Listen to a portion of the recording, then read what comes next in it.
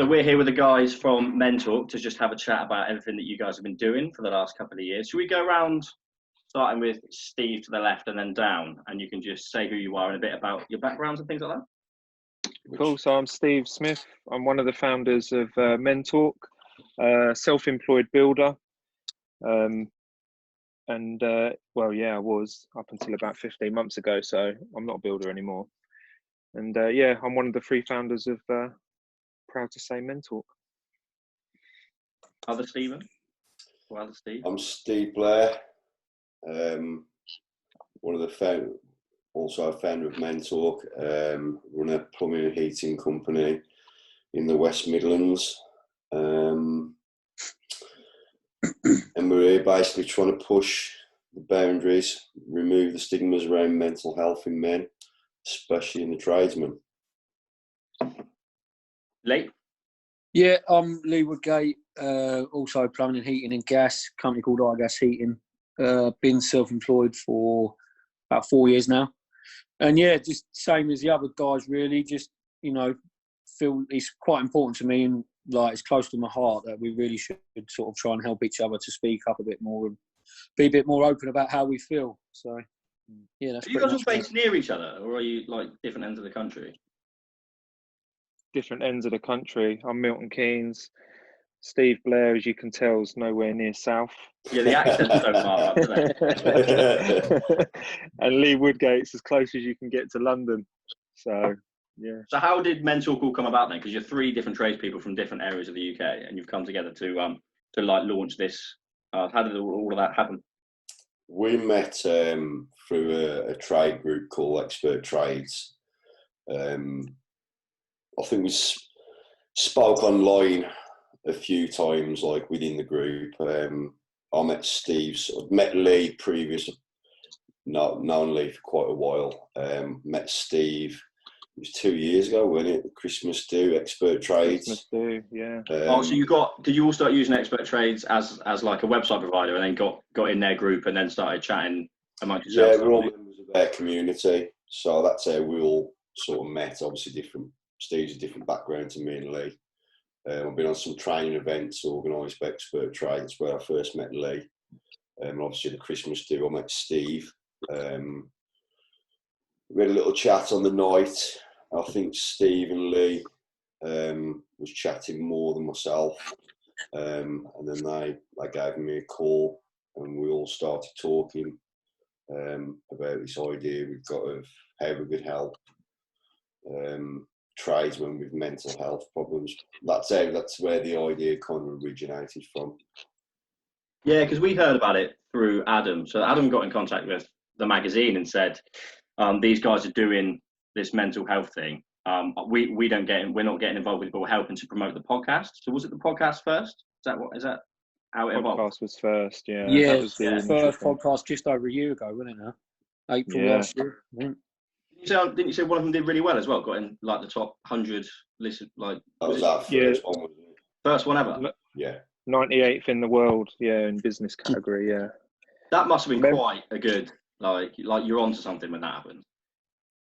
Yeah, I think so. And I remember Callow's face when he's like, we've never done that. I don't know if you two boys remember that.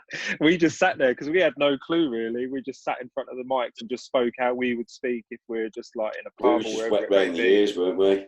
Never done nothing like it before, all sitting there thinking, what do we expect? But I think it meant a lot to us because all we did was talk about our personal journeys.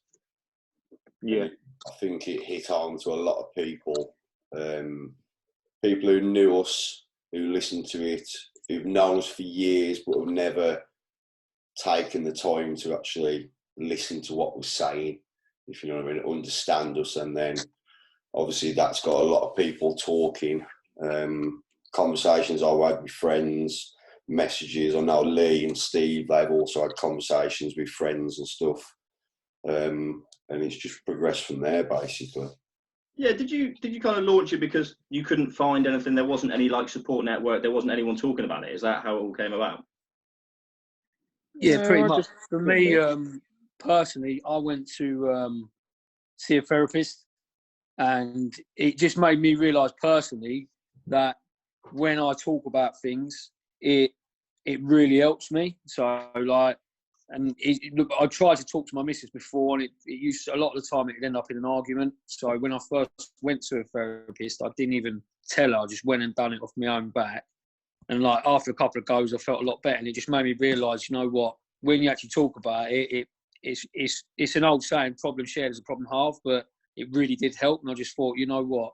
We need to encourage that a bit more in people. My group of pals, like, are really bad at it. We don't talk about our feelings to each other whatsoever. Do you know what I mean? So it was just something for me to take off my own back and think, you know what, we need to really change that. Stop being the whole stiff upper lip and man up rubbish, and yeah, just talk about how we feel and what's affecting us.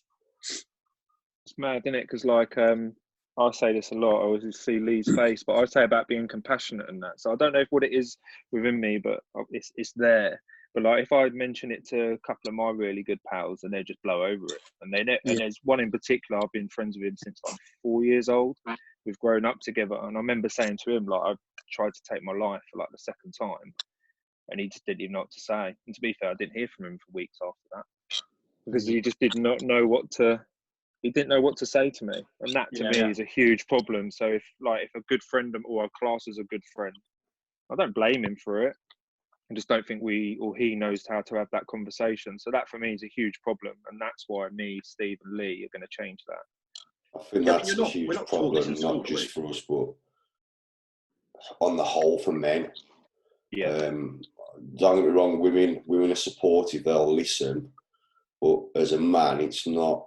You want reassurance from another man that it's okay to feel that way. You're not on your own. Exactly. And I think those are the conversations that men aren't having. They're not listening to each other. They just skip over that you'll say, I don't feel well, I've been feeling down, and it'll be, yeah, I've been feeling the same. Have you seen the football at the weekend? The conversation's skipped, if you know what I mean. People aren't listening to what people are saying. Well, that's why I think the first podcast was so successful, is everyone listened to it. A lot of them could really relate to it, and they're sitting there thinking, do you know what? I feel exactly the same. I have the same conversation with my missus. I have the same arguments with my missus. I have the same stresses from my business. And because it was so relatable, I think that's why it was so successful. Yeah. Is it particularly bad or particularly challenging for tradespeople? Because you do, a lot of the self-employed, especially like heating and plumbing engineers, spend all their time on their own. So you have interaction at the merchants and you have interaction with your customers, but they're not proper conversations, are they? It's very like, get me stuff, I'm off, hi, have a coffee. So you're on your own for large periods of time, and then you get time to think, or there's a lot of stresses going on that you get time to dwell on. Do you think it's particularly predominant in the trade? I think it's hard for any tradesman, to be honest with you, when you're working on your own all the time. I find some of the worst times of my day is if I've got a long drive somewhere and I'm driving, and then I'll just be in my own thoughts. I've spoken to Steve and Lee a few times, and I can drive down the road, I can cry, I can go through every emotion there is within half an hour just because I'm on my own. I'm not doing anything, if you know what I mean. I'm not keeping my brain occupied. But I used to bottle things up. Now, if you speak to some of my customers, they'll probably be in shock after I've left their house, because I'll just unload on them. If they're a stranger, I'll just unload on them, and they're probably just standing there thinking, oh my God, what's just happened? Is that boiler? He leaves MENTalk wristbands everywhere. Yeah, it's easier. It's easier to speak. I find it's easier to speak to somebody you don't know. It's not going to judge you. It's not going to run off, and you've got a fear about telling anybody. You know, you might never bump into that person again, but they just might have a different opinion, a different way of thinking about something, a different perception of something. And they see it unbiased, don't they? Some of your friends tell you what you want to hear, whereas an outsider doesn't know you on a personal level or emotionally, so it's a lot easier for them to be impartial. You don't know, taking it to someone that you don't know and speaking to them may trigger some things that maybe they'll pass that on. That's what we need to get to. We need to get it, whoever we're talking to at whatever time, it should be open and free to speak that way. That's normal. Like for me, it's a bit of a bugbear that like once a year we not celebrate, but we talk about Mental Health World Day. Like for me, it's every day. It's not just one day a year where we all just start supporting it. It has to be every single day. And we have to continue to break these barriers down and these stigmas. And it's frustrating, but we need to get to that point where it becomes normal. Otherwise, it's just going to go on and on and on and on. And it's an epidemic. Every one of my customers, about mental health. And we've had how many members join the community as well? Huge amounts. So fast as well. I've spoken to in their houses, and then I'll clock them, come in trying to join the group on the night, and that, because I know I've struck a chord when I'm talking to them. You know what I mean? Are you in the group, Joe? The Facebook group? Yeah. Yeah. So I joined it probably just after the first installer show that you guys were on. Would it have been the year before last, 2018? No, last that was last 2019. Yeah. So I got in on that, and you sit there and go through. A couple of times I put some stuff in.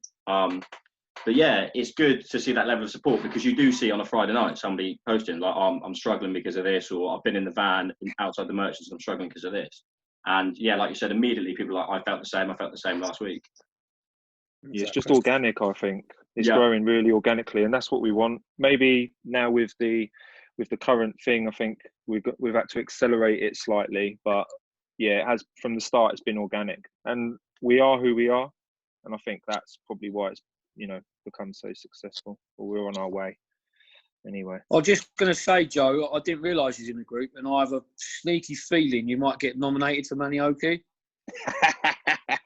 I actually, ironically, I deleted Facebook, the app, off my phone because you just spend so much time on it. It's all right. We've told you live to your face you've been nominated. Yeah, I'll keep an eye on it. We'll send you a WhatsApp and an email. Don't worry, you will know. Yeah. Now you've got my phone number. I can't leave now. That's it. No. That's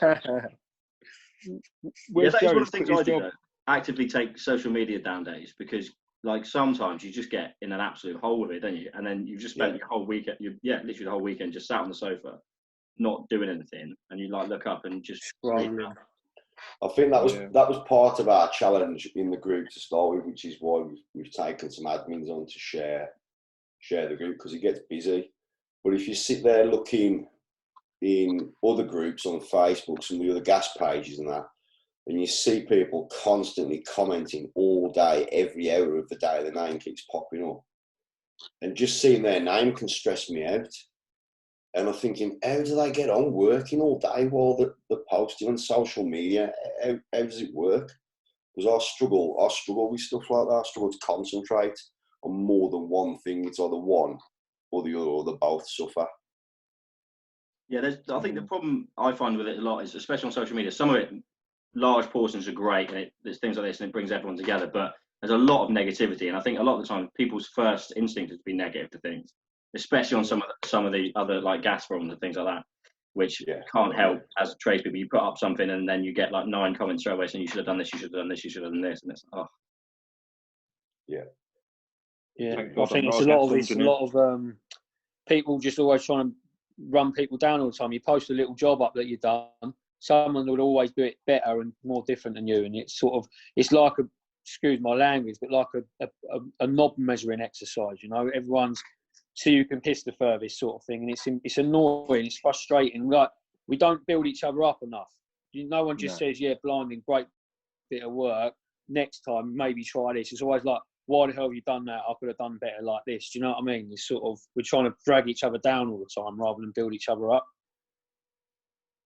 Mr. Macho, isn't it? That's exactly it. It's worrying though. That's concerning. That's how we treat each other, I think. Especially because you're all, as trades people, like you're in an industry, and like if you're all self-employed, you're not like each other's competition, are you? The competition are like the much bigger companies, which you can't do masses about. So you should be you'd think that you'd be helping each other and like raising the profile of domestic engineers in general. Yeah, I do. I mean, I've written reviews for what you would class as a local rival company. I pass work on. I big up other companies. There's plenty of work for everybody, and like you say, we should be looking after the little people. Do you know what I mean? Not trying to compete with each other, just help each other out. So, another big problem for the self-employed is invoicing, isn't it? Getting paid. We had this discussion the other day, Steve, didn't we, about, you know, it's always a constant worry about whether you're going to get paid. But it's, you know, a lot of people go into self-employed blind, thinking, well, I'm just a worker. But then when you become self-employed, you also become the accountant, the timekeeper, you know, the washer, the tea boy, the advertisement, you know, everything comes with it, and it's stressful because that part of being self-employed, you know what I mean? With my mental health struggles, I struggle to organise myself sometimes personally. I struggle to organise my mind, let alone organising the itinerary for the day.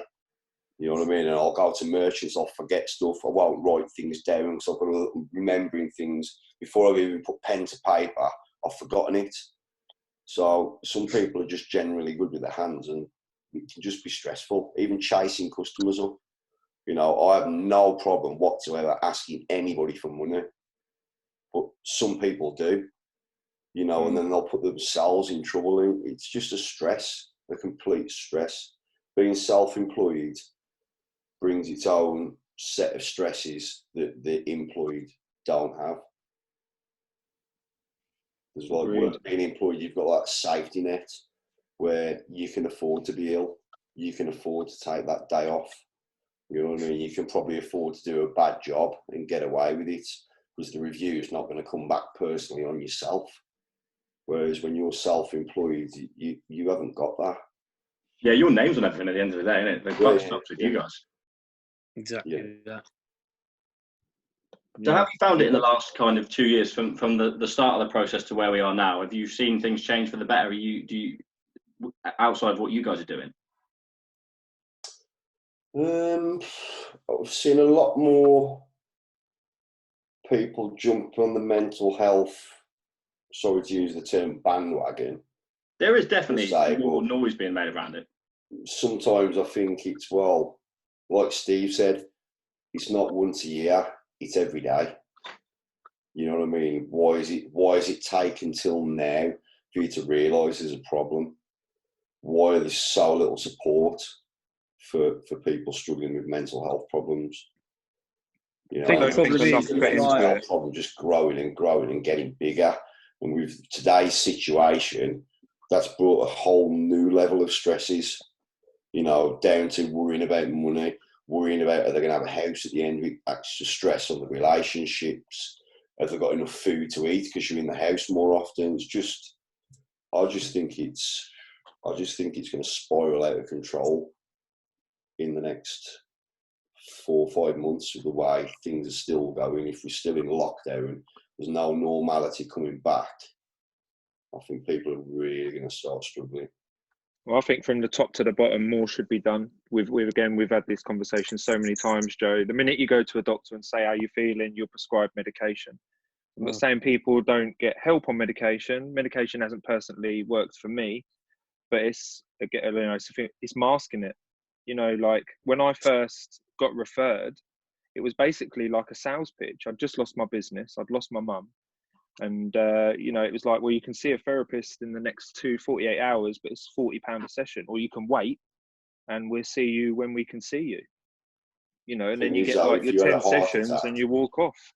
If you had a heart attack, you know, if you felt suicidal because of your mental health, then unfortunately you've got to wait, but you could end up resulting in killing yourself.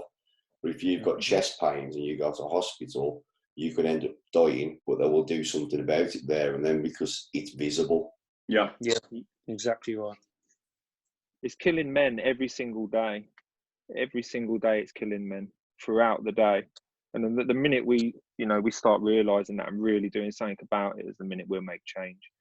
But until, you know, these big companies and the big NHSs and all these big money men really want to make a difference, you know, and that's why three little geezers are going to do it. I find when you work for the big companies, they talk a good game about supporting people and we've got this and we've got that. But then when they put their figures in and the strategies and how the job role is going to go, it just seems to add more pressure and you just get the impression that they don't actually care about you. the only thing they care about is making a profit. Exactly. I think as well, They're big not companies the have got to be loyalty and seen. respecting everything out here. Yeah, big companies have got to be seen to be doing something now. One of my good friends works for a national company, and they sent her on a mental first aid course basically, and she sat down with a lad who said he felt suicidal, and she's messaging me saying, "What do you think I should do?" It's like, Well, well, she's been trained. yeah, your company has sent you on a course. So for me, it's just like, oh, we've got to be doing it. Let's tick box. Let's send this person and let's pass it on to them. She's not qualified. You know, so she shouldn't have to sit there and, you know, she's not trained to do that. So for me, it's just like, it's a tick box. It's like, oh, we have to do it now. You know, so it worries me. It really worries me every single day. And that's personally what drives me. And I know it drives the lads as well. It just drives us to, you know, really start knocking on some doors. And I think with us three knocking on doors as well, we're not your conventional looking, I guess. Do you know what I mean? I think that's maybe what separates us a little bit at times. So what you guys have got some big plans in the pipeline, which we spoke a little bit about earlier. But yeah, so what over the next, like, let's say 12 months, what would you like to see? What do you want to put in place? Who do you want to speak to? Who do you want to influence to kind of help the situation? Well, basically, we're in the process, though, like it's a short space of time, Joe, of a year. In the background, we ain't stopped working. So now we're at the point where, obviously, we've got our first partner in Baxi. The three of us have managed to secure behind the scenes professionals in their own fields, you know, whether that be back to work, drugs and alcohol, therapy, sex therapy. You know, so if someone's really struggling within the mental community, we want to get to the point, and we will get to the point where we'll be able to help them in any aspect of their life. And we'll also want to get to the point where we don't just give them a certain amount of time and then just, you know, we've got to help someone else. We want follow-ups. We really want to help, not just mask it, send them on next, like a conveyor belt. We will do that. We're determined. Yeah, you mentioned the website as well, new website launching. So what is that going to be? More of the conduit to for you guys to help support people? Yeah, so that's going to be our go-to hub at the end of the day. Everything MENTalk will be on there. We will always keep the Facebook community. I just, you know, that will grow and grow and grow, I think, as time goes on. And then it's a case of at some point we're going to get on the road. We're not far off being qualified now to go and give talks ourselves. You know, in the background, again, we're working on that. So that's something that we will do as well. So look out for us at some installers, mate.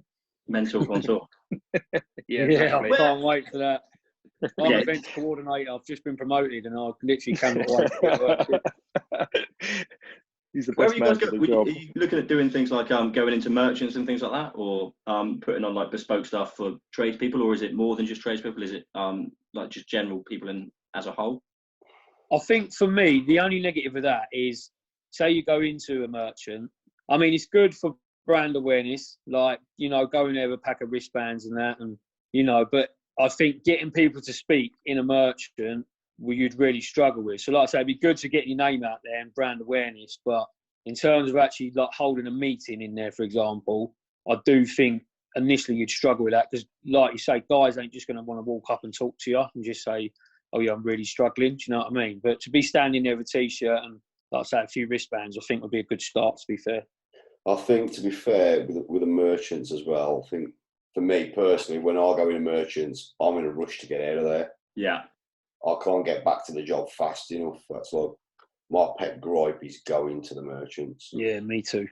So I think we struggle. I mean, we could do some online speeches and stuff like that.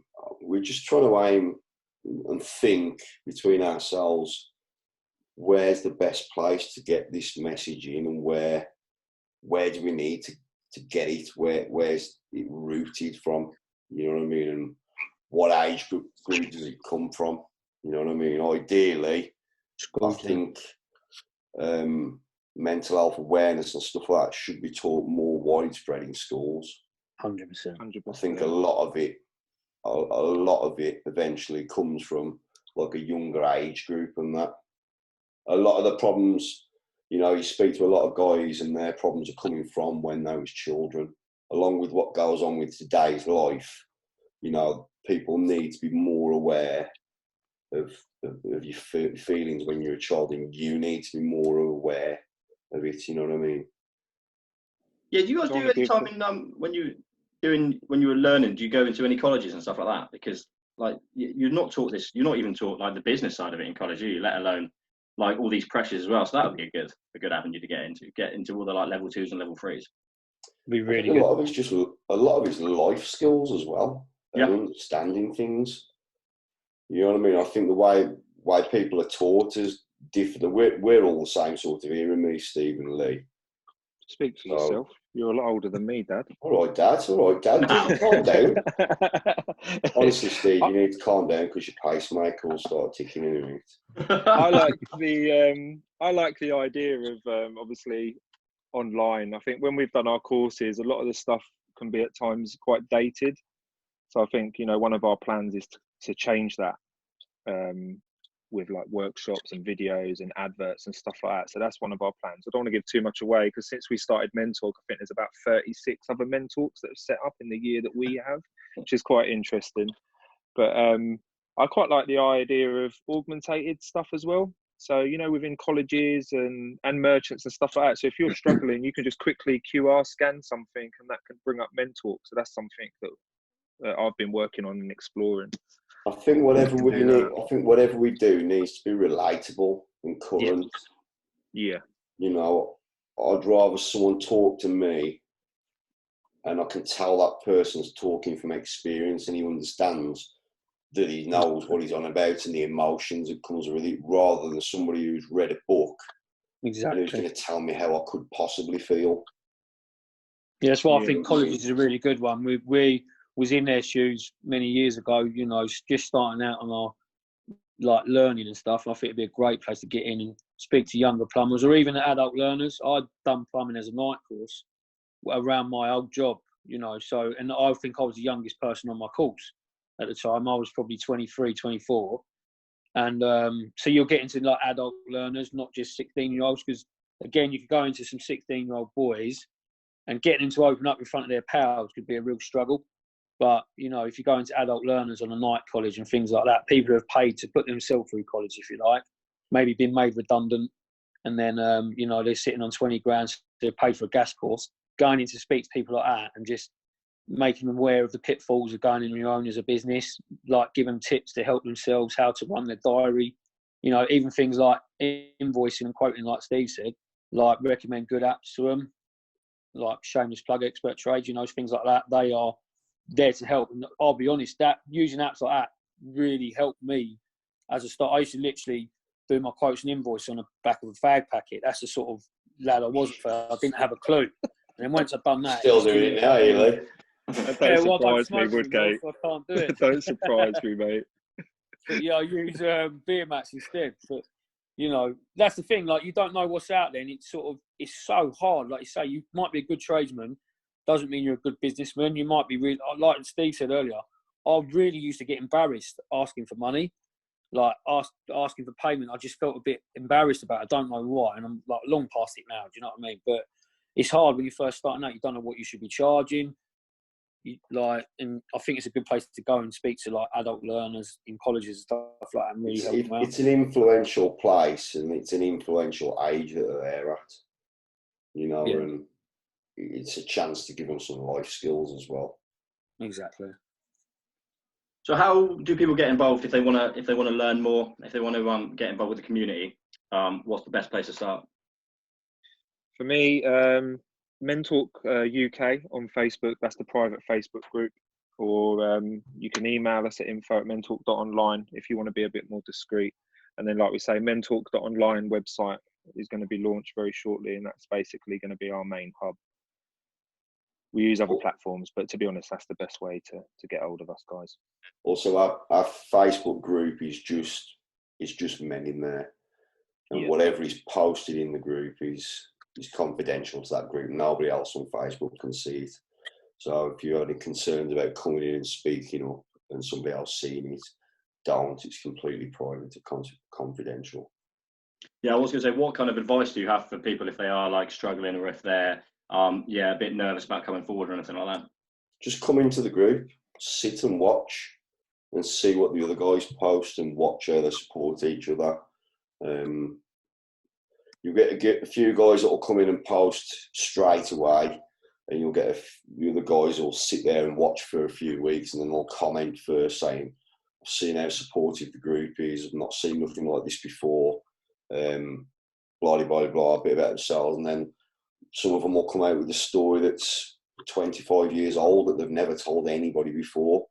And they feel they can open up to our community, and that's what they do. And everybody supports them with it. I had a phone call the other day from a guy actually, and he said that he knows this family, and he's known the lad since 15. He's been through therapy and like loads of different stuff. And he invited him into MENTalk, and he said it was the first time he's ever seen him speak openly. Someone had posted about some issues that they'd been having with a partner and stuff like that, and he started commenting.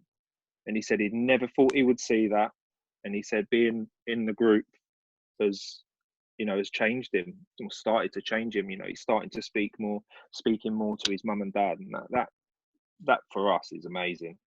It's a great achievement. We just need to keep going. That's sweet. Was there anything else you guys wanted to touch on? Manioki? Yeah, talk about Manioki, Lee. Go on, Lee. Yeah, go on. What do you want to know? Everything, Lee. No, your singing skills. Honest, Give him some singing skills. Manioki for me is one of my favourite parts of the community. Like, it's a bit light-hearted, and we haven't had one person yet blow us out and say, no, I'm not doing it, I can't do it. Like, and to put yourself out there, I remember the first time I'd done it, I was shaking like a box of tablets. Like, I really was nervous. But you nailed it though, Lee. No, I'll be honest, mate. Once I get going, I really enjoy it. Do you know what I mean? And it's like, it's quite liberating in a way. And like when we done our quiz the other night, they made me sing the questions. You know what I mean? Yeah, you were banging them out, mate. Well, that's it. But 2 years ago, you would have got a couple of swear words. You know what I mean? And been told if the truth be known, he was actually messaging us saying, "Shall I sing them? Shall I sing them? Don't lie. Can I? I've already got it pre-recorded. I'll just play them." Yeah, we've got something a little bit different this Friday. It's bit of a joint effort, so yeah, look out for that one. It will be good. We're going to try and share it on the public page. I mean, the issue we're finding with that, when we first started doing it, we was making them public, but then we was getting the Facebook police coming down on us for like playing music sort of thing. Oh, copyright. Which is a shame, because we got some amazing engagement. Like, some of the videos were getting sort of 10,000 views, which was massive, and like loads of people sharing it, and it was a real feel-good feeling about it. So then now it's sort of limited just to the members of the group, which sort of you get a lot less engagement as what we did in a public group, but hoping to find a way around that so we can actually do it and share it publicly. Because like I say, really, we're getting people joining off the back of it. Like, I had literally loads of people sharing it on my Facebook, and that was brilliant. So yeah, hopefully we can find a way around it. Lee, just for the factor that we're all here together with Joe, our main man, why don't you give him a little rendition of Jessie J? It's okay not to be okay. Oh, I've been waiting. What do you reckon, Steve? I've been waiting all day. Come on, Lee. Hang on. Come on, mate. Just let me set my Facebook to live video before we do it. You're not going to let us down, Lee, are you? Go on, mate. I need more than 3 viewers. I need like 3,000 to make it worth it. You're only used to playing to big crowds, are you, Lee? yeah. Stadiums only now. But Joe, on a serious one, I think, again, like shameless plug, I'll take one with Lee as well. Like, when we approached Baxi, we'd all decided that Baxi was the company that we would like to approach. And it's amazing. We were surprised that they said yeah, to be fair, but I think we'll always be grateful. The same with Expert Trades, who very first give us our platform. And for you guys, because you gave us a platform yourself. I remember sitting in that middle there, and yeah, that was amazing. Do you know what I mean? And the guy that interviewed us was brilliant. So thank you to you guys, and thank you to Expert Trades, but really thank you to Baxi, because I think they have taken a chance on us, and we won't let them down, and we'll continue to push forward. So yeah, thank you to everyone, really. Yeah, thank you everybody for the support. Amazing. Yeah.